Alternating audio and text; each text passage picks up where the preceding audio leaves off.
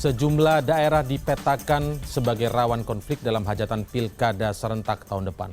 Berikut ini kami sampaikan liputan tim CNN Indonesia. Persiapan penyelenggaraan pilkada serentak 2017 terus dimatangkan. Pekan lalu, Komisi Pemerintahan DPR menggelar rapat kerja bersama Menteri Dalam Negeri, Komisi Pemilihan Umum, Badan Pengawas Pemilu, dan Kepolisian RI untuk membahas persiapan pengamanan pilkada serentak 2017. Mendagri menjamin pelaksanaan 101 pilkada serentak akan berlangsung aman. Kementerian Dalam Negeri akan berkoordinasi dengan Kepolisian, TNI, KPU, dan Bawaslu untuk mengidentifikasi daerah rawan kericuhan pada pilkada serentak. KPU juga sama, Bawaslu juga sama, sudah mempetakan berbagai hal-hal yang kemungkinan menimbulkan kerawanan. Tapi secara keseluruhan, saya sebagai Mendagri bertanggung jawab bahwa Pilkada 101 ini kami jamin akan lancar semuanya. Karena pengalaman tahun kemarin yang 269 juga hanya 1-2 daerah yang itu sedikit konflik, tapi segera bisa diatasi dengan baik. Kepala Polri Jenderal Tito Karnavian menyatakan akan terus memonitor daerah-daerah rawan. Kepolisian mencatat setidaknya ada 3 provinsi yang patut diberi perhatian khusus dalam pilkada mendatang. Nanti mewaspadai provinsi-provinsi, paling tidak 3 provinsi yang kita anggap nanti kita atensi khusus, yaitu di Jakarta, Aceh, dan Papua Barat. Nah, untuk itu kita terus melakukan evaluasi 3 daerah ini, ya. Mana saja potensi kerawanan ini kita berupayakan untuk netralisir dulu sambil kita menghitung kekuatan kita yang untuk kita kerahkan ke 3 daerah ini. Saya kira itu. Pada bulan Agustus lalu, Bawaslu merilis indeks kerawanan pemilu pada pilkada 2017. Dari 7 provinsi dan 94 kabupaten kota yang akan menggelar pilkada dibagi menjadi 3 kategori kerawanan, yakni rawan rendah, rawan sedang, dan kategori rawan tinggi. Berdasarkan kategori tersebut, ada 3 daerah dengan tingkat kerawanan tinggi, yaitu Papua Barat, Aceh, dan Banten. Sementara 4 daerah lainnya, Sulawesi Barat, DKI Jakarta, Kepulauan Bangka Belitung, dan Gorontalo masuk dalam kategori kerawanan sedang. Melalui indeks kerawanan ini diharapkan bisa diantisipasi dengan langkah-langkah preventif agar pilkada serentak pada 15 Februari 2017 tetap berlangsung aman dan lancar. Agus Firmansyah, CNN Indonesia. Gesekan antara elit dan pendukung setiap pasangan calon menjadi bahan tontonan warga setiap hari. Beberapa daerah bahkan digolongkan mempunyai tingkat kerawanan yang tinggi. Bagaimana pemerintah memetakan kerawanan selama proses pilkada serentak 2017? Langkah antisipasi apa saja yang sudah dilakukan pemerintah untuk meminimalisir ekses negatif dari gesekan selama pilkada serentak? Untuk membahas hal itu di studio kami sudah hadir. Saat ini ada Hadar Nafis Gumai dari Komisioner KPU. Selamat malam Pak Hadar, terima kasih sudah hadir. Kemudian ada Kombes Martinus Tompul, Kabak Penum Polri. Selamat malam Pak Martinus, terima kasih sudah hadir. Dan juga Jerry Sumampo yang merupakan Koordinator Komite Pemilih Indonesia atau TEPI. Selamat malam Bang Jerry. Baik, kita sudah sebenarnya juga sudah mengundang dari pihak Bawaslu, tapi karena ada hal teknis begitu menurut Bawaslu sehingga mereka tidak bisa ikut dalam pembicaraan malam hari. Tapi saya mulai sajalah dari Pak Martinus dari Kepolisian.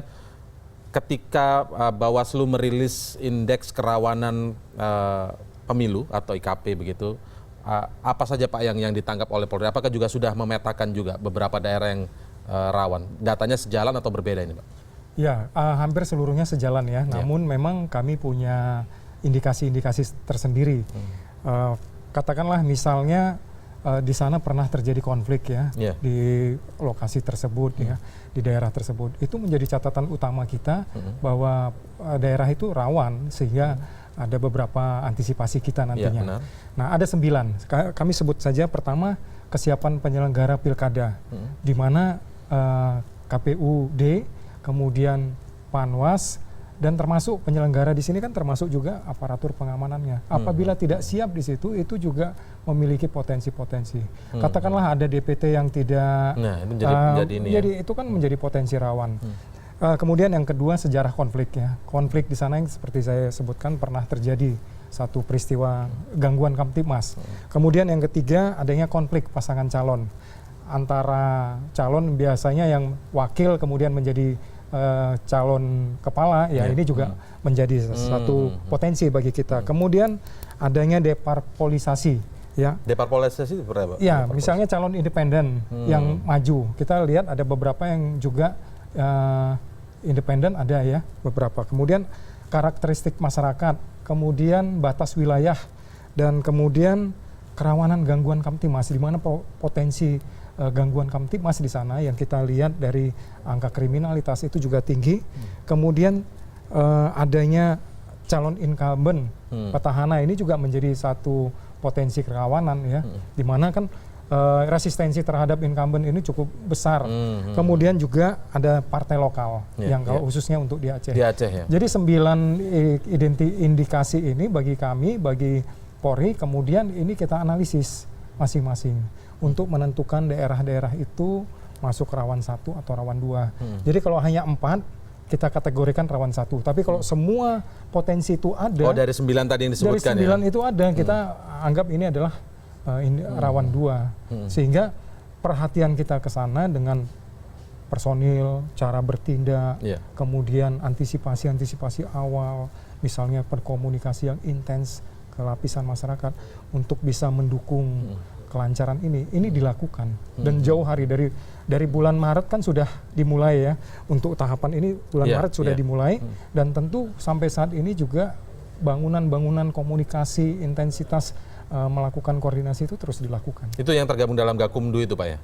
Gakumdu tersendiri, ini kan kalau ada case ya, tetapi bagi Polri sendiri secara umum itu tetap karena bagi Polri kan situasi yang Kamtibmas yang tenang, yang lancar, yang tanpa gangguan itu mendukung terselenggaranya kegiatan ini. Oke. Dalam indikator itu 9 begitu ya kalau dari kepolisian. Yang saya baca dari indeks kerawanan pemilu yang dirilis oleh Bawaslu pada bulan Agustus lalu disebutkan 3 hal yang menjadi ukurannya, yakni penyelenggaraan, kemudian kontestasi, dan juga partisipasi. Salah satunya dari sisi penyelenggara begitu Pak Hadar, mungkin bisa dijelaskan. Seperti yang tadi disinggung juga dari sisi penyelenggara, khawatirnya ketika masyarakat tidak percaya terhadap KPU daerah, kemudian ada kecenderungan yang kecenderungan entah itu benar atau cuman tudingan ataupun fitnah misalnya terhadap penyelenggara KPUD di sebuah daerah, entah itu di provinsi maupun di tingkat 2 kabupaten maupun kota begitu Pak. Ini bagaimana KPU mencoba untuk meminimalisir agar faktor dari sisi penyelenggara tidak begitu besar? Ya, saya kira itu memang unsur yang penting untuk kita perhatikan dan bisa menjadi faktor penyebab. Oleh karena itu kami selalu berusaha untuk memastikan para penyelenggara ini bekerja dengan baik. Kalau yang penyelenggara yang ad hoc yang sifatnya sementara, yaitu mulai PPK, PPS sampai KPPS, itu tentu proses seleksinya kami perhatikan betul. Kemudian sekarang sedang siap-siap untuk KPPS, jadi betul-betul orang yang memang punya integritas, bukan orang-orang titipan, dan mampu untuk bekerja detail. Ini kan sering kali detail-detail masalah detail. Netral sih netral, tapi karena kurang detail khawatirnya ada begitu ya Pak. Kemudian tentu juga bagi penyelenggara di KPU-nya di tingkat provinsi maupun kabupaten kota yang menyelenggarakan. Kami terus-menerus melakukan supervisi, dan setiap kali ada pertemuan selalu kami ingatkan untuk bekerja dengan integritas yang baik. Kemudian yang lain juga kami mengingatkan kepada mereka, dan kalau saja ada indikasi atau ada laporan bahwa mereka melakukan penyimpangan, kami juga tidak sungkan-sungkan atau bahkan kami cepat langsung ikut melaporkan setelah kami periksa terlebih dahulu. Kalau memang mereka lakukan, maksudnya melaporkan ke siapa? Kepada KPU DKPP. Oh, di KPP langsung. Karena ini pihak yang bisa menjatuhkan sanksi terhadap mereka. Yang lain adalah cara kerja, dan saya kira cara kerja yang transparan dan membuka partisipasi yang luas itu bisa membantu mengurangi potensi-potensi kecurigaan yang seringkali menjadi awal dari ketegangan dan mungkin konflik yang kemudian terjadi. Saya kira itu kurang lebih upaya-upaya kami. Baik, dari penelitian atau pengamatan TEPI sendiri dari 101 daerah ini untuk sisi penyelenggara, biasanya daerah mana yang kemudian ada kekhawatiran penyelenggaranya, entah itu KPUD-nya, entah itu di tingkat PPK-nya dan lain sebagainya, atau mungkin sampai di tingkat yang paling bawah di PPS begitu, yang kemudian seringkali dikhawatirkan setiap pemilu mereka ini selalu menjadi kurang netral, artinya bisa saja mereka cenderung kepada petahana dan lain sebagainya. Ada nggak contohnya? Iya, Bung Jerry? memang karakter khusus berkaitan dengan penyelenggara ya. Iya. Di daerah-daerah yang penyelenggaranya dekat dengan dengan kepala daerah, Iya. itu memang potensi kecurigaan masyarakatnya menjadi tinggi, lalu bisa saja yang begini-begini berubah menjadi potensi konflik. Karena kecurigaan begini, penyelenggara itu lebih banyak mengikuti dan memberi keuntungan terhadap incumbent ya. Iya. Daerah-daerah Madura saya kira salah satu yang yang mungkin nanti akan jadi potensi juga di Madura ya, salah satu daerah. Bangkalan kalau nggak salah akan pilkada juga ya, dan itu potensinya juga besar. Saya kira Banten juga, karena Banten dinasti politiknya kuat yang katakanlah hampir mempengaruhi semua, Mengakar ke birokrat-birokrat yang ada di sekeliling saat birokrat ini. dan penyelenggara pemilu. Beberapa daerah di Sumatera ya, seperti Sumatera Selatan juga yang dinasti politiknya cukup kuat. Gitu. Nah tentu kita selalu menyebut daerah-daerah seperti Papua dan Aceh ya, yang sebetulnya relatif pengawasan masyarakat di sana agak longgar sebetulnya, sehingga kolaborasi antara penyelenggara dan penguasa khususnya incumbent itu potensinya agak sedikit lebih besar ya, meskipun tidak selamanya seperti itu gitu. Jadi ini karakternya kalau kita bicara berkaitan dengan penyelenggara pemilu ya, dalam konteks mapping untuk potensi persoalan di pilkada ya. Tapi begini sebenarnya Mas Indra, kalau kita lihat pengalaman sejak hampir tidak ada lagi konflik-konflik besar ya. Kita kan Tidak ada mencatat lagi ya? hampir tidak ada. Kita mencatat yang paling heboh itu adalah Maluku Utara dulu ya. Oh iya.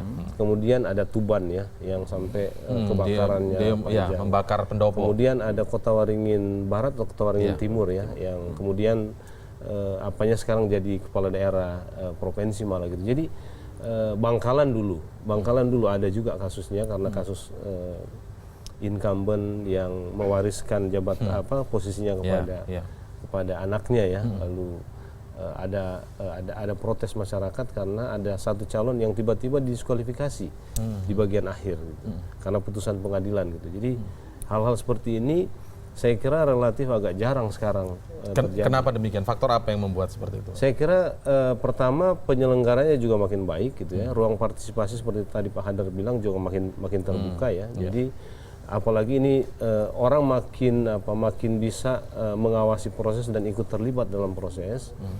Lalu yang lain juga menurut saya pengawasan media yang makin masif hampir di semua tempat ya. Saya kira ini makin transparan ya, menjadi media untuk kontrol terhadap proses penyelenggaraan. Tapi juga yang penting begini, menurut saya masyarakat kita agak bosan berkonflik untuk pilkada. Dan kalau kita lihat karakter daerah-daerah yang berkonflik, sebetulnya pemicunya adalah calon. Jadi kalau calon tidak puas, itu masyarakat akan digerakkan. Tapi kalau masyarakat bergerak sendiri hampir nggak ada. Betapapun fanatiknya masyarakat itu terhadap calon yang dia dukung, itu hampir nggak ada saya kira. Contoh-contoh kok misalnya seperti misalnya di Madura, di Bangkalan, karena ketokohannya saat itu kan, kemudian masyarakat sangat fanatik. Begitu sehingga juga seperti itu. Itu tidak mungkin potensi terulang ada hal seperti itu. Potensi terulangnya masih mungkin ya, ketika elit politiknya atau calonnya itu memang ngotot gitu. Kalau dia menghadapi situasi-situasi tertentu ya. Dan hampir semua Maluku Utara, Kota Waringin Barat itu juga sebenarnya digerakkan oleh calon gitu. Jadi kalau calonnya adem-adem saja sebenarnya. Tidak akan terjadi apa-apa. Dan ini juga ditolong oleh mekanisme pelanggarannya ya. Jadi ada baiknya sebetulnya gugatan itu di Mahkamah Konstitusi, sehingga potensi konflik di daerah itu menjadi semakin terminimalisir gitu. Jadi ada perubahan regulasi yang memungkinkan proses gugatan itu tidak lagi artinya potensi konfliknya itu digeser ke sini. Di daerah itu enggak, karena mereka berharap ada proses di Mahkamah Konstitusi gitu. Jadi ya soal kadang-kadang kalau kalah pun di Mahkamah Konstitusi sudah sulit untuk memicu kembali persoalan di daerah ya, karena sudah ada jarak waktu yang cukup panjang. Paling tidak secara psikologis begitu ya, karena wilayahnya pindah ke pusat. Tapi bagaimana kalau itu terjadi di pusat begitu, masalahnya kan bisa jadi. Menurut saya sekarang justru ada potensi lainnya dengan kasus Pilkada DKI ya. Oke, kita akan bahas lebih lengkap ke arah sana. Tapi tetaplah bersama kami, CNN Indonesia Prime News masih akan segera kembali usai jeda berikut ini.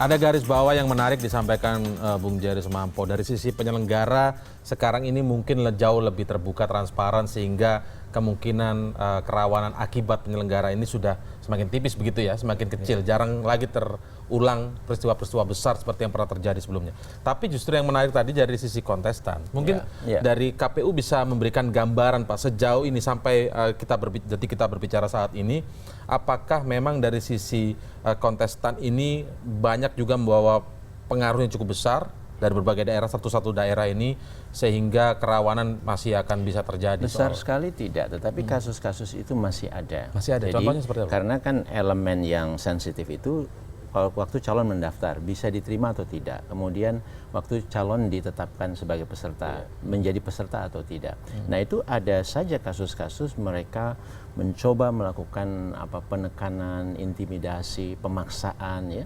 Kasus di Buton misalnya. Dan ini berawal dari partai politik yang masih punya kepengurusan ganda. Di Pilkada 2015 kita tahu ada 2 partai politik yang persoalan itu kemudian selesai. Tapi kali ini juga ada 1 partai politik yang masih punya, sehingga kepengurusan ganda. Padahal kami sudah padahal kita sudah semua tahu bahwa berpeganglah kepada apa yang terakhir didaftarkan yang diakui masih di Kemenkumham. Ya, namanya memegang SK Menkumham itu ya. Kira-kira begitu. Nah, tetapi di lapangan itu mereka memaksa dan terus-menerus sampai pendaftaran, verifikasi, penetapan, disengketakan. Bahkan waktu itu pendaftaran sampai kantor kami dirusak. Di Buton ini Pak ya? Di Buton. Nah, gitu ya. Dan juga sekarang masih ada beberapa maksudnya KPU-nya dipaksa untuk menerima pendaftaran pengurus yang partainya masih terbelah itu ya? Kan sudah jelas, tidak bisa kalau kepengurusannya seperti ini. Harus ketua umumnya A, sekjennya B. Kira-kira itu kan sudah sangat jelas sekali. Tetapi ini ketua umumnya A, tapi wakil sekjen misalnya. Tentu kita tidak bisa menerima. Nah, itu betul-betul, dan itu sudah suasana begitu ramai sampai malam. Dan akhirnya ya terpaksa petugas atau KPU-nya tidak. KPU-nya harus dievakuasi. Nah, begitu dievakuasi, kantor itu dirusak dan dokumen ada yang hilang dan seterusnya. Nah, jadi kejadian seperti ini masih ada, tapi itu kasus-kasus yang kecil. Nah, tapi ini kan pasti masih punya buntutnya lagi nanti Pak. Ya, itulah yang perlu kita antisipasi juga. Nah, oleh karena itu memang selain kita penyelenggaranya harus dipastikan bekerja baik, selain itu juga kontestannya bekerja baik, tetapi juga elemen penyelenggara atau pihak kepolisian ini yang juga kami berharap betul Pak Martinus ya, terutama di daerah-daerah yang memang sudah punya sejarah seperti itu, atau daerah-daerah yang jangkauannya sangat jauh di mana kekuatan kepolisian juga terbatas, kira-kira begitu. Nah, itu perlu kita antisipasi. Nah, buat KPU sebetulnya semua daerah kurang lebih sama. Kita harus lihat semua. Kadang-kadang kita terlalu fokus sama yang memang punya, kita perkirakan, tetapi kejadian di tempat lain. Kan bisa begitu juga. Jadi kalau buat kami ya semua harus kita treat kurang lebih sama. Selain Buton ini yang mirip-mirip kayak begitu, ada juga tidak Pak yang lain? Ya, misalnya di beberapa daerah Papua yang sampai saat ini sengketa tentang penetapan pasangan calon itu masih berlanjut ya. sampai sekarang ya? Ada putusan PT Tun, nah, kemudian putusan itu kelihatannya masih tidak sesuai seperti apa yang diatur, kemudian sedang dilakukan upaya kasasi misalnya. Nah ini kan kelihatan sekali upaya-upaya itu begitu keras gitu ya, begitu gigih. Nah mari kita semua antisipasi, pastikan bahwa pengamanannya mumpuni lah. Baik, Pak Martinus, contoh-contoh yang disebutkan tadi Pak Hadar itu bagaimana kepolisian kira-kira memetakan kondisinya kemudian akan menanganinya seperti apa Pak? Kalau dari awal memang kan begitu bulan 3 itu mulai ada ke tahapan ya, itu sudah ditunjuk personil-personil kita yang ada di KPU. Itu sudah ada yang menjadi kontak person. Ke partai juga ada. Nah inilah kemudian yang... Kalau partai yang terbelah itu bagaimana? Yang menyebabkan contoh di Buton misalnya? Kalau kami kan tidak bisa apa-apa. Kami hanya mendorong KPUD di situ untuk bisa menyelesaikan ini dengan segera. Dalam hal ini memang keterbatasan kewenangan yang oleh yang Polri itu tentu terbatas. Kita mendorong KPUD itu untuk menyelesaikan. Nah, dalam hal ini memang sering terjadi kemudian apa yang dikatakan Pak Edar tadi ya, beberapa peristiwa-peristiwa ketidakpuasan masyarakat yang kemudian dilimpahkan, dicetuskan dalam sikap-sikap anarkis. Ini yang memang yang masih kita katakanlah kita identifikasi, kita lihat karakteristik wilayahnya, daerahnya. Itu tadi yang kita katakan dari awal, indikasi-indikasi karakteristik wilayah, ada sengketa batas wilayah saja itu juga bisa berimbas kepada kegiatan-kegiatan pilkada ini. Jadi memang dalam hal ini kita terus menjalin komunikasi, menempatkan personil di KPU. Bahkan pada saat pelaksanaan, nanti ada beberapa personil kita dalam bentuk satuan peleton atau SSK yang ditempatkan di sekitar KPU untuk menjaga hasil-hasil ini. Jadi memang terus dijalin koordinasi pada KPUD. Dari pemetaan sejauh ini kira-kira seperti apa Pak gambarannya? Seperti kita kan tidak menginginkan juga seperti yang diceritakan Pak Hadar tadi bahwa ada upaya pemaksaan sampai kemudian anggota KPU-nya harus dievakuasi, kantor dirusak dan lain sebagainya. Di beberapa daerah lain ada tidak yang seperti itu Pak? Agar masyarakat bisa tahu, aware akan daerahnya, misalnya salah satu daerah mengikuti pilkada serentak ini cukup aware begitu. Ya, memang tadi awal ya, memang penyelenggara pemilu itu, pilkada itulah yang kita kedepankan ya. Dan kapasitas kita itu dalam sisi melakukan pengamanan terhadap fisik, terhadap orang, terhadap benda, terhadap kegiatan itu. Jadi kalau kita sampai kepada substansi siapa ini orangnya yang akan menjadi calon, tentu tidak masuk ke situ kita ranah itu. Tapi itulah yang kita dorong bagaimana itu supaya diselesaikan di antara mereka yang berselisih. Nah itu yang menjadi concern kita ya. Jadi sering sekali kita katakanlah energi itu habis untuk menyelesaikan ini, mendorong. Kita hanya mengawal, ya, hanya melihat, kemudian membantu berkomunikasi untuk, tapi ngambil kepada keputusan kita kembalikan kepada KPU, seperti itu. Oke, Bung Jerry, kalau dari sisi kontestan sendiri, Anda melihat wilayah-wilayah mana saja yang perlu mendapatkan concern yang cukup tinggi ya untuk tidak terjadi hal-hal yang tidak kita inginkan seperti misalnya kemudian konflik dan lain sebagainya. Misalnya pengaruh dari seorang calon yang di situ menjadi tokoh, kemudian dia menjadi mungkin penguasa sebelumnya petahana, bahkan mungkin setingkat aparat pun juga segan terhadapnya begitu. Iya, saya kira yang pertama harus kita sebut DKI ya, karena itu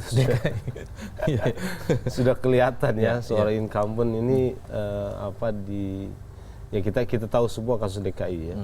Dan ini mungkin memang fenomena baru dalam rangka potensi konflik untuk pilkada ya, karena sampai razia mau kampanye pun masih diikuti dan dan ini hampir terjadi untuk semua calon.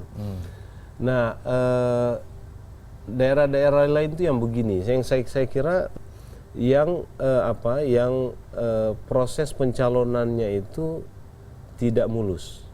Tadi Pak Hadar sudah kemukakan gitu. Dan kalau kita belajar dari pilkada yang lalu, sebetulnya daerah-daerah yang potensial itu daerah-daerah yang punya karakter begini. Itu yang pencalonannya di internal partai itu tidak mulus, atau ada kasus-kasus. Dulu kita tahu ada beberapa pilkada itu berkepanjangan dan potensi konfliknya besar sekali. Misalnya kita sebut Kabupaten Simalungun ya, Pak Hadar ya.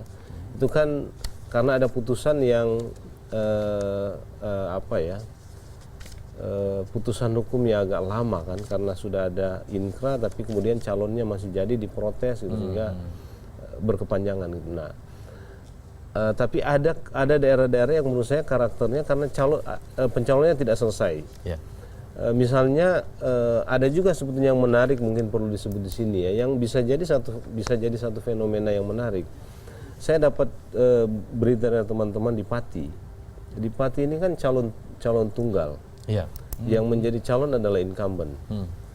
Nah, ceritanya bahwa semua partai itu diborong oleh incumbent, tersisalah 1 atau 2 partai yang tidak lagi cukup untuk mencalonkan, mengusung wakil incumbent juga nih, incumbent juga. Nah, karena banyak masyarakat tidak setuju, kemudian partai-partai juga mulai mengeluh yang mendukung incumbent ini. Sekarang sedang digalang kemungkinan untuk memenangkan bubung kosong ini, apa namanya ini, yang lawan dari calon tunggal itu, kolom yang kosong ini. Nah, ini menimbulkan karena perlawanan atau katakanlah mobilisasi terhadap masyarakat ini makin masif. Ini mulai menimbulkan juga kekhawatiran dari incumbent yang maju sendiri nih, sehingga mulai ada dinamika lain yang saya kira ini bisa juga berujung ke konflik. Karena partai-partai pendukung pun mulai ini, kita tahulah partai ya, karena dukungannya sangat pragmatis juga, bukan ideologis, sehingga tidak terlalu dia nggak terlalu mau membela-bela juga kalau memang dia lihat potensinya begitu. Karena pragmatisme tadi ya. Ya, pragmatisme tadi gitu. Karena itu gitu. Jadi daerah-daerah seperti itu saya kira juga harus diantisipasi ya. Karena adanya mobilisasi massa itu tadi ya bisa. Karena seperti yang saya tadi kemukakan, memang gerakan rakyat yang kemudian mau berkonflik lah, katakanlah dalam tanda petik ya, itu dipicu oleh elit. Kalau kita lihat yang lalu juga begitu, pengerahan massa itu selalu oleh elit. Karena faktor tidak terima dengan hasil dan lain sebagainya. Tapi memang begini, kalau ada daerah-daerah yang punya potensi sudah terdeteksi, saya kira sepanjang yang kita ikuti di pilkada-pilkada, antisipasi pihak kepolisian itu cukup baik ya. Artinya seberapa besar pun potensi konflik itu, kalau sudah diantisipasi oleh kepolisian, itu tidak akan terjadi. Bahkan meskipun pasukannya sedikit, Pak Martin ya, misalnya KPU itu dikepung massa, pasukan sedikit, itu massa nggak akan berani sebenarnya. Kenapa demikian? Nah, mungkin karena memang massanya nggak ideologis lagi. Jadi ini hanya mau tekanan, tapi mendorong itu menjadi sesuatu yang anarkis itu massa sudah nggak mau lagi. Tidak sesignifikan itu hari ini begitu. Anda melihat trennya seperti itu. Ya, jadi kalau polisi berjaga di situ, ya hanya berjaga saja. Tapi hampir saya kira hampir tidak terjadi lagi konflik fisik dengan dengan kepolisian. Kalau kasus pilkada ya, gitu. Karena KPU dijaga oleh beberapa orang aja, sebetulnya massa nggak akan, yang penting ditutup ya, masa nggak akan mau memaksa untuk masuk gitu. Karena kalau sisi ideologis tadi tidak terlalu kental ya.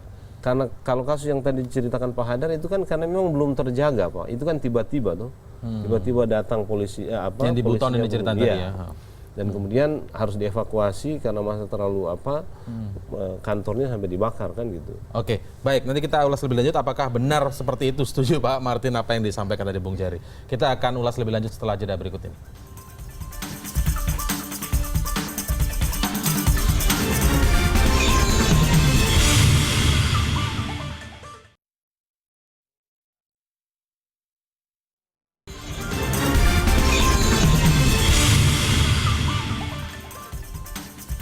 Apakah gambaran kepolisian kemudian sama seperti yang dijelaskan Bung Jerry tadi, bahwa sebenarnya tingkat kerawanannya sekarang tidak terlalu tinggi begitu Pak? Mengingat ketika kondisi KPUD misalnya dikepung pun tidak akan sampai, karena nilai ideologisnya tidak sampai sekental itu Pak.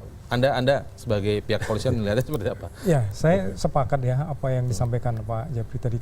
Memang jalinan komunikasi selalu yang kita bangun itu itu membuahkan hasil yang baik. Sampai katakanlah KPU, ketua KPU menginginkan, Pak ada yang mengawal kita Pak, gitu. Ada yang secara pribadi, itu kita siapkan. Nah artinya sebelum-sebelumnya itu nggak ada kayak gitu Pak, komunikasi itu? Kita memang komunikasi itu ada, tetapi tidak intens. Keterbukaan yang menginginkan bahwa saya ingin dikawal. Kadang-kadang kan katakanlah penyelenggara pemilu itu mengatakan bahwa saya aman lah, tidak ada apa-apa. Tapi pada prakteknya kan informasi-informasi yang kita dapat, gangguan-gangguan ini potensinya juga cukup besar. Sehingga komunikasi yang kita bangun, kita mengatakan perlu mengawal, nah tanpa biaya. Dan karena kita juga memiliki, seperti di Jawa Barat Pak, tahun 2014 yang lalu, kita ketua KPU kita kawal secara pribadi ya, fisik. Ya, kita kawal dan ini membuahkan hasil, dia bekerja dengan baik, apa segala kita support.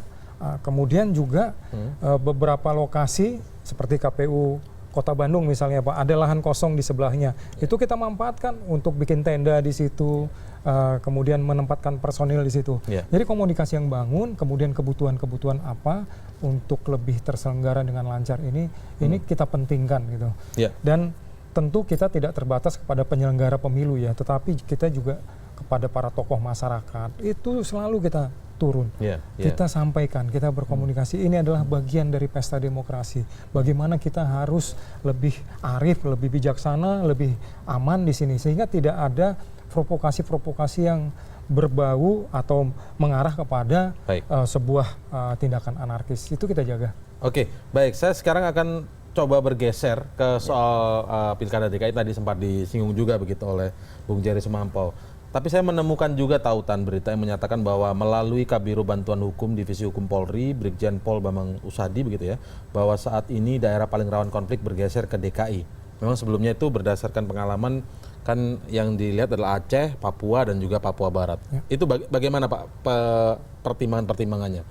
Iya, kalau kita lihat ada peristiwa. Jadi terjadi peristiwa, ada penghadangan. Nah, itu penghadangan terhadap salah satu paslon, katakanlah kandidat incumbent dalam hal ini.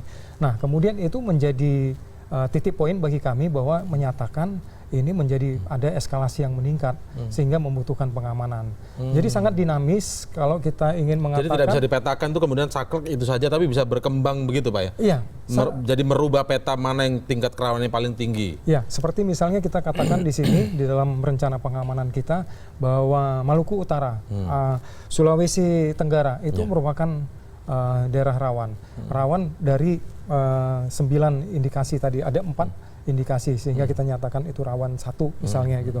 Itu adalah bagian yang bisa saja dalam 2-3 bulan ke depan ini kita nyatakan bahwa itu bukan rawan karena segala kegiatan logistik pemilu misalnya, kemudian penyelenggara begitu arifnya, begitu bekerja samanya dengan baik dan hasil pantauan terhadap masyarakat juga tidak menonjol untuk melakukan aksi-aksi. Ini menjadikan kita menghilangkan indikasi tadi rawan, kita alihkan lagi. Jadi bisa kadang kemudian meningkat, kemudian di waktu yang lain bisa menurun juga. Ya, persis seperti itu. Baik, itu evaluasinya atau periodisasi dalam mengevaluasinya seperti apa? Dalam 2 minggu sekali kita lakukan, khusus untuk pengamanan pilkada ini kita lakukan 2 minggu sekali. Secara rutin, kalau tingkat daerah di Polres atau di Polda itu seminggu sekali untuk mengukur ya bagaimana kesiapan, bagaimana progres yang ada, termasuk juga bagaimana kesiapan logistik personil pengamanan.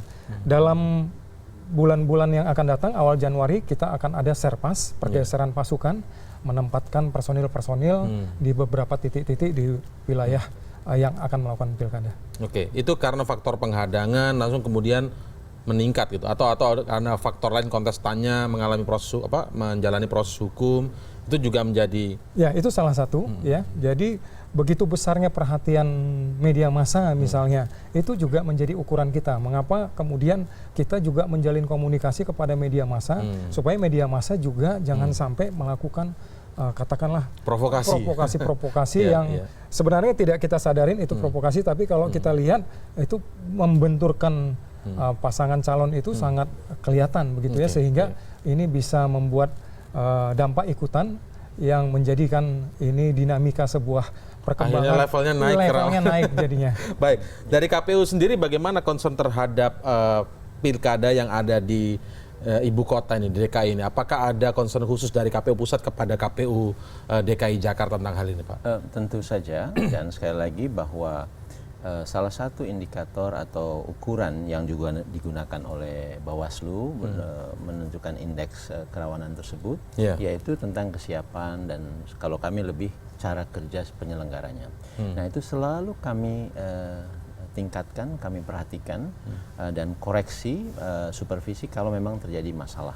Nah jadi situasi ini akan berubah-berubah, bisa pindah daerah yang awalnya katanya Papua Barat misalnya, Papua Barat. Ya mungkin tidak akan lagi, mungkin ke daerah lain, ya. Yang awalnya adalah Tolikara misalnya, mungkin ke tempat lain. Nah, bagi kami sekali lagi, bagaimana kami bekerja? Paling utama harus sesuai dengan aturan, integritas yang tinggi, kerja yang terbuka, dibuka saja semuanya, tidak ada yang harus disembunyikan. Sekarang kami semua dokumen-dokumen, persyaratan, segala macam dokumen itu bisa dilihat dengan mudah kami buat di portal-portal, di website-website. Dan kemudian masyarakat mau punya masukan apapun itu silakan. Nah, dengan cara seperti ini kami yakini betul sebetulnya potensi-potensi terjadinya kecurigaan, ketegangan dan seterusnya, bahkan sampai konflik itu jauh bisa dikurangi. Elemen yang lain yang sebetulnya kami juga berharap kita bisa berfungsi dengan baik, yaitu di masyarakatnya sendiri sebetulnya.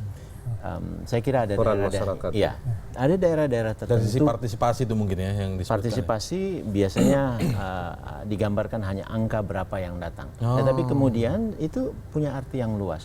Termasuk adalah untuk bisa menahan diri bahwa kita tidak mau terlibat. Saya kira ada daerah-daerah tertentu, tetapi DKI saya kira termasuk masyarakatnya yang cukup punya kesadaran yang tinggi. Kalau ada ketegangan, ada keramaian, tapi sebetulnya hanya diekspresikan, habis itu mereka berhenti. Memang ada kasus kemarin yang kami juga memprihatinkan, bahwa seorang pasangan calon berkampanye tapi kemudian dilarang-larang. Sebetulnya kan kalau memang umumnya masyarakat itu kan cuma hanya beberapa ya Pak ya kasusnya cuma orang-orang tertentu saja kan. Masyarakat lain kan kalau mau menolak ya tidak hadir saja, tidak dengarkan saja itu kampanye kan kira-kira begitu. Nggak usah menghadang ya. Betul. Karena itu haknya juga yang kami bertugas untuk melindungi. Semua pasangan calon punya hak yang sama untuk mereka menyampaikan visi, misi dan programnya berkampanye. Nah oleh karena itu elemen masyarakat ini juga sangat penting dan kami perkirakan DKI sebetulnya dari pengalamannya Pak ya itu banyak masyarakat yang punya kesadaran yang tinggi ya. Maksudnya lebih rasional begitu untuk tidak melakukan demo dulu ada Pilpres pun juga ramai kan ada kelihatannya tegang dan sebagainya tapi kita tidak sampai tidak ada apa-apa ya. Betul. Nah jadi mudah-mudahan itu juga yang menjadi kekuatan daerah-daerah tertentu saja yang saya kira masyarakatnya mudah sekali jadi walaupun tensi politiknya tinggi, tapi khusus untuk DKI ini kalau prediksi Anda? Perkiraan kami ya, tapi tentu kita harus terus membina ini tetap juga. Waspada ya. Baik. Kalau dari Bung Jerry, melihat DKI ini seperti apa kira-kira? Gini, umumnya kan kalau satu daerah yang punya potensi konflik tinggi itu kalau tensi politiknya tinggi, khususnya rivalitas di antara para calon ya. Nah ini akan makin rawan kalau diikuti dengan tindakan yang tindakan ya seperti tadi kan yang dibicarakan itu tindakan tensinya udah tinggi, ada juga tindakan-tindakan yang melakukan penghalangan ini saya kira ini kasus baru DKI ini baru ya, di hampir banyak tempat ini tidak pernah terjadi karena ini ada ancaman kriminal juga sebetulnya kan. Jadi ada keengganan pasangan calon atau pendukung melakukan itu, tapi yang aneh di DKI ini terjadi. Ini kan berarti memang rivalitasnya tinggi, ada tindakan langsung dengan masyarakat, ada juga tindakan lain provokasi lewat media sosial.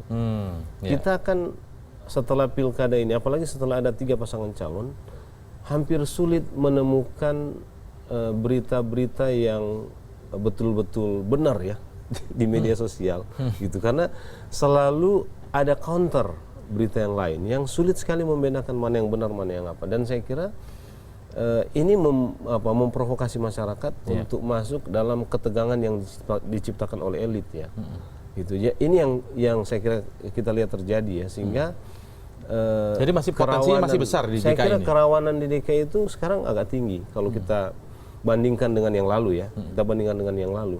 Ini yang menurut saya sebetulnya agak mengherankan.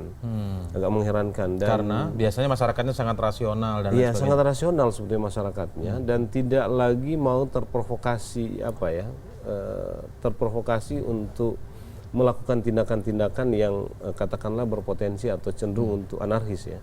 Itu kan kita belajar dari beberapa pemilu terakhir, hampir tidak ada konflik anarkis di DKI dengan rivalitas yang cukup tinggi ya. Bahkan pemilu yang lalu saja kan tidak ada DKI. Pilpres nih ya. Iya, Pilpres yang lalu itu dengan tensi politik tinggi yang mempengaruhi masyarakat DKI, saya kira nggak ada konflik. Tapi kondisinya berbeda dengan yang sekarang ini. Anda Saya kira sekarang agak naik sedikit tingkat kerawanan yang menurut saya ya kalau lihat sekarang dibandingkan sudah ada dengan yang tindakan dulu. seperti pengadangan maksudnya. Iya, ini penghadangan kan real terjadi ya.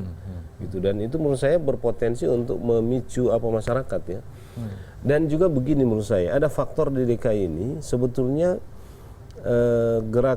bukan gerakan ya. Kalau kita lihat sejak awal yang tidak suka dengan incumbent ini kan lebih banyak mungkin bukan partai politik awalnya. Meskipun partai politik nggak suka juga, tapi ada kelompok masyarakat yang memang secara langsung sejak dulu sudah menyatakan ketidaksukaannya terhadap incumbent, gitu. Dan kadang-kadang itu disampaikan secara terbuka, berulang-ulang begitu. Di ruang-ruang publik kita gitu, di depan media gitu. Jadi seolah-olah kalau incumbent ini menang. Kondisinya seperti ini. Kondisinya masyarakat ini akan bergerak gitu. Dan ini situasi yang diciptakan di Jakarta ini dan saya kira di sini potensi kerawanannya juga gitu. Oke, baik. Bagaimana kepolisian melihat apa yang disampaikan Bung Jerry tadi? Khusus untuk DKI ini apakah kemudian pelibatan personilnya akan jauh lebih banyak ataukah terbagi dengan daerah lain juga? Seperti misalnya kalau Aceh kan sudah ada contoh juga soal kasus mungkin kekerasan ya, penembakan dan lain sebagainya. Itu seperti apa sih gambarannya Pak? Nanti membagi timnya itu kan kayak apa? Ya, kita akan serpas, kita sudah melakukan pengaturan. Jadi ada sekitar 50.000 personil dari pusat yang akan kita sebar ke beberapa daerah yang kita indikasikan tadi ini rawan 1, rawan 2. Nah, tentu dalam hal ini DKI sejauh ini masuk rawan berapa? Kita katakan rawan 1 ya. Rawan 1 ya. Karena ada potensi Rawan 1 ini yang tertinggi Pak ya? Enggak, rawan 2 yang tertinggi. Rawan 2 yang tertinggi. Jadi kalau ada 9 indikasi tadi kita katakan 1 sampai 4 tadinya enggak, ini tidak masuk dalam rencana. DKI tidak masuk ya? Tidak masuk, DKI ya.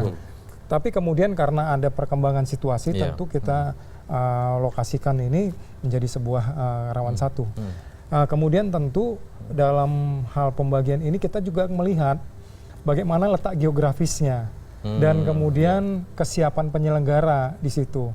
Kalau katakanlah termasuk logistik, perpindahan logistik pemilu itu dari satu titik ke satu titik. Kadang-kadang kan menggunakan kendaraan-kendaraan dinas kita ya, sehingga kita juga membutuhkan penambahan personil di situ.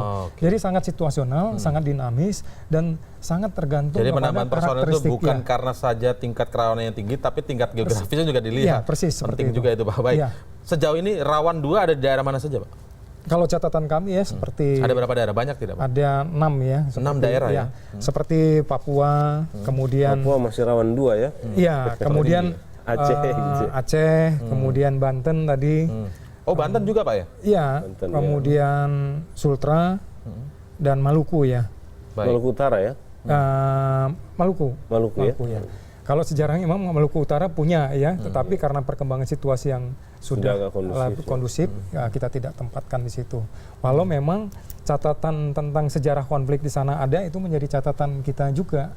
Nah, jadi wilayah-wilayah itu yang kita petakan sebagai daerah rawan 2. Walau sebaliknya memang pemerintah provinsi setempat kadang-kadang tidak menginginkan mengatakan bahwa ini daerah rawan. Oh, mereka menolak disebut daerahnya wilayah itu masuk rawan 2, rawan 1 gitu. Ada beberapa wilayah yang menyatakan jangan, katakanlah kami ini daerah alasannya rawan. Apa, Pak? Ya, alasannya memang satu ya, pertama memang daerah itu mereka anggap aman ya, tanpa ada gangguan konflik di antara pasangan calon juga tidak. Terlihat bagus dong berarti mau. Iya, kemudian tentu memang karena memang kesiapan personil sendiri di wilayah. Berarti Polda kami tidak kuat, tidak bagus gitu ya, sehingga kenapa kok kami harus dibilang rawan seperti itu. Jadi memang ada. Padahal maksudnya adalah bentuk kewaspadaan dan antisipasi sebenarnya Ya, gitu ya. persis seperti itu. Oke, baik, singkat saja dari Pak Hadar, apa Pak dari misalnya kan ini masih ada 6 daerah yang dinilai rawan, mungkin KPU apa yang ingin disampaikan bahwa tingkat kerawanan ini jangan sampai juga mempengaruhi keinginan masyarakat untuk terlibat atau dalam berpartisipasi dalam Pilkada 2017 nanti. Sekali lagi kami perlu fokus dulu terhadap penyelenggaranya, karena ini memang wilayah faktor penting ya, betul kan, kami hierarkis, kami harus memberikan pengawasan, supervisi dan seterusnya. Sanksinya benar-benar keras tidak Pak? Ya, tentu, kalau misalnya sampai tingkat PPS, PPK misalnya? Bisa, tentu kami bisa memberhentikan mereka begitu, pengawasan yang langsung paling tidak dari setiap tingkatan di atasnya. Ya, jadi kami bertingkat.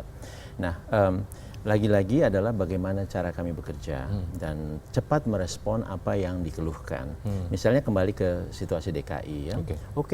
Masih ada memasalahkan persoalan DPT yang sudah ditetapkan. Nah, sampaikan itu. Jadi sebetulnya kan ruang untuk koreksi-koreksi ini sudah banyak. Sejak dulu disusun sebetulnya. Nah, kalau memang itu masih ada yang dikeluhkan, katakanlah ini ganda, katakanlah ini belum masuk dan sebagainya, berikan itu datanya secara lengkap begitu. Jadi kalau hanya dikatakan sekian dan tidak persisnya kan kami juga kesulitan gitu. Tetapi berikan itu, tentu kami akan memeriksanya kembali. Kalau memang itu kekeliruan, tentu kami akan, misalnya kalau kegandaan itu bisa dicoret, nanti dicoret saja semua sehingga sisakan yang satu kalau itu memang ganda. Kemudian kami hanya pastikan mengundang atau memberitahukan nanti pemilih yang bisa berhak itu adalah yang satu ini saja, tidak ada yang lain. Dan kemudian yang lain. Jadi ruangnya itu ada lah bagi misalnya kan sekarang ada kandidat yang mempermasalahkan DPT dan lain sebagainya. Silakan. Tapi kan repot juga kalau kemudian terus bersuara, tapi tidak bisa memperlihatkannya juga. Nah, kami ingatkan, mari kita kepada pihak-pihak yang memang masih punya masukan, masih punya catatan, itu coba ditanyakan, direspon, ya, ditindaklanjuti begitu. Nah, tetapi juga yang perlu kita yakini, kalau mengenai daftar pemilih ini, kalau itu memang dianggap masih ada ketidakakuratan, tapi pelanggaran yang terjadi itu kan nanti apakah betul ya ada ketidakakuratan ini menjadi pelanggaran, misalnya kelebihan pemilih itu betul-betul hak suaranya digunakan. Nah, jadi itu juga, jadi ini potensi yang belum tentu pelanggaran itu bisa terjadi nantinya. Tapi potensi kan tetap harus diantisipasi, Pak. Betul, saya setuju. Tetapi juga perlu dipahami bagaimana kita bisa memastikan pengelolaan daftar pemilih yang begitu besar, tetapi warga itu sendiri yang menjadi poin di mana kita mengecek, itu ada juga yang sulit kita temui. Misalnya, apakah orang ini masih di sana atau sudah pindah dan seterusnya. Itu juga banyak faktor. Mereka-mereka yang tinggal di apartemen dan seterusnya. Nah, catatan yang lain adalah supaya ini juga tidak menjadi dasar dimasalahkan betul. Warga-warga yang belum, karena sesuatu hal belum masuk dalam DPT, itu masih berhak untuk memilih nantinya. Masih berhak untuk memilih ya? Ini catatan penting ini. Sepanjang dia bisa membawa KTP elektronik atau surat keterangan. Nanti datanglah ke TPS di mana sesuai alamat di KTP elektronik dan surat keterangannya. Nanti 1 jam terakhir dia punya hak bisa dilayani. Nah, jadi 1 jam terakhir. 1 jam terakhir ya. Nah, ini yang harus juga kita pahami bersama. Maaf Pak, KTP elektronik itu bisa digunakan maksudnya di TPS yang bebas atau bagaimana? Harus di alamat yang sesuai. Kalau di sana di kelurahan ini, RT RW ini, maka di TPS yang lokasinya di sana. Padahal kalau dia mendaftar 3 hari sebelumnya kan sebetulnya bisa diakomodir kan? 3 hari sebelumnya. Untuk masuk dalam DPT tidak bisa. Tapi untuk masuk dalam daftar yang akan memilih di TPS ini. Oh, itu pemilih pindahan. Artinya dia sudah terdaftar di DPT di lokasi yang lain. Tapi yang belum sama sekali karena sesuatu hal. Nah, ini juga yang harus kita sadari sehingga bukan orang itu akan hilang haknya. Karena tapi ini disadari sama petugas pemilihan yang ada di TPS tidak, Pak? Itu tugas kami. Dan kami selalu yakini atau pastikan itu dipahami. Karena nanti akan ada pelatihan-pelatihan terus-menerus dan pengawasan dari kami. Ya, agar ini saja tidak kemudian terlalu dibesar-besarkan gitu. Itu saja kan seringkali kan persoalan ini yang menjadi karena sekarang sudah mulai ada kandidat yang mempermasalahkan DPT begitu. Makanya sampaikan saja, kami pastikan nanti DKI akan meresponnya. Ini artinya KPU sudah mengatakan ruangnya sangat terbuka yang mempermasalahkan DPT, silakan kemudian memberikan data-data itu. Tetapi untuk Anda pun pemilih ketika Anda belum terdaftar di DPT, tapi Anda punya KTP elektronik, Anda bisa surat tetap keterangan, atau surat keterangan bisa tetap memilih sesuai dengan alamat yang tercantum dalam KTP elektronik atau surat keterangan tersebut. Oke, intinya kita bicara malam hari ini bahwa soal kerawanan ini semoga bisa dicegah. Semoga tidak terjadi karena pesta demokrasi. Kita berharap semua pemilih masyarakat Indonesia, terutama di 101 daerah itu bersukacita dalam pesta demokrasi ini. Terima kasih Pak Martinus, terima kasih Pak Adar, Bung Jerry, terima kasih telah mengulas ini di CNN Indonesia Prime News.